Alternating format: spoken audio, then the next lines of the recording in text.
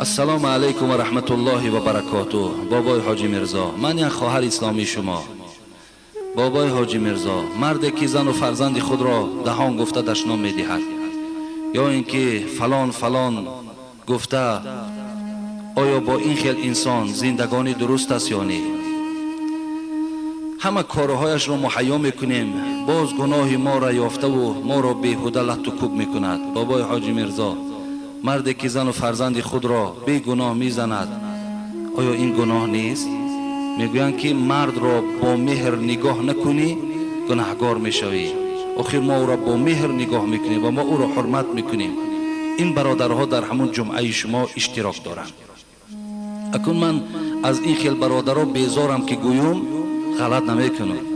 همون برادری که اگر زن و فرزند دهان گفته دشنام کنه و خب و اینجا آمده با صحبتهای ما را گوش کنه و گوید من به تو مخلصم و من تو را حرمت میکنم، اگر تو برادری من باشی و تو مرا حرمت کنی و مخلص من باشی، تو هیچ وقت زن و فرزند، نه اینکه زن و فرزند خود، به کسی تو هیچ وقت دشنام برای خود شعار نمیگردانی. دادری عزیز، این مردی هم این نیست. گفتی همون ابو عبدالله رودکی، مردی نبود فتاته را پای زدن، گر دست فتاده بگیری مردی. اکو یک فتاده است امروز زنها در دست ما و شما، امروز یک دستنگر ما و شما شدن، امروز دهان ما و شما را گوش میکنند. اکو همون دستنگر و همون در افتاده را ما در همون خیل حالت یافته و اکو لط و کوب کنیم. این دادرای عزیز، این جوان مردی نیست، این جوان مردی نیست. بود مردی نشان غیرت دین، اگر مردی بکن این رخش رازین. انا تو موافق قرآن، موافق حدیث پیغمبر عمل کو، رفتار کو، حق مردی حق توست. ولی تا همین روز یک 5 یا 6 تا کلین ها، خیلی 2 تاش از همین شهر بوده، 3 تاش از ناحیه ها بوده است، آمدن شکایت کردن، 1 تاش عیب خود بوده است، خیلی اقرار شدن. 4 تا همین خدا خیرتان دهد از خسرهاشون که خسرهای اونا را من میشناسم، از خسرهاشون شکایت کردن. خیلی 2 وجب ریش داره خسرش، خدا خیرش دهد.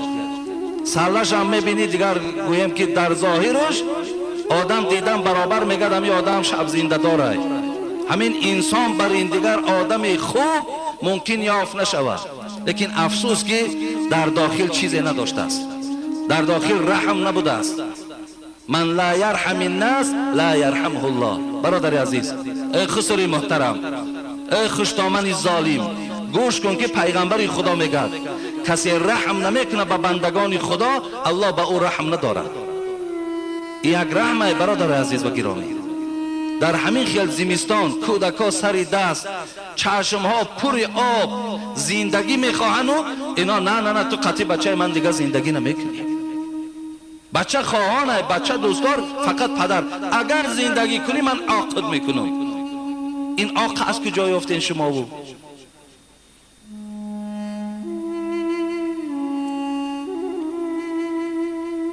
برای من کم تر رحم و انصافه برادر عزیز و گرامی، کم تر رحم انصافه بیدار کنید. اگر هم تا دختری تو را با کودکاش به خانه خود روان کند، احوال تا ببین، اما از خودت خلاصه برار فقط. با بعض میده ترین گناه شما اهمیت ندین. آخی کنی آدمی بیگناه، امون عمر خیام خدا خیرش دهد گفته بود آخی ناکرده گناه در این جهان کیست؟ بگو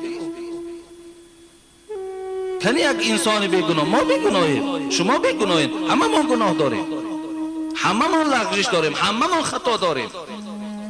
لیکن خدا را ببین، ان الله یحب العوف، خدا عوف دوست می‌داره، خدا بخشیدن دوست می‌داره. چرا تو دوست نمی‌داری؟ تا هم ببخشی چی گپی نداره. زندگی است، زندگی آینه بیش و کمیست، هر شب در آسمان ستاره نیست. مثل آسمان زندگی یک جنگ می‌شود، یک کشاکش، یک قهر می‌شود، یک چی می‌شود، لیکن معنی را ندارد که 3 طلاق در دامنش بیتی و جواب برای تو. این خیال نکنیم برادر عزیز.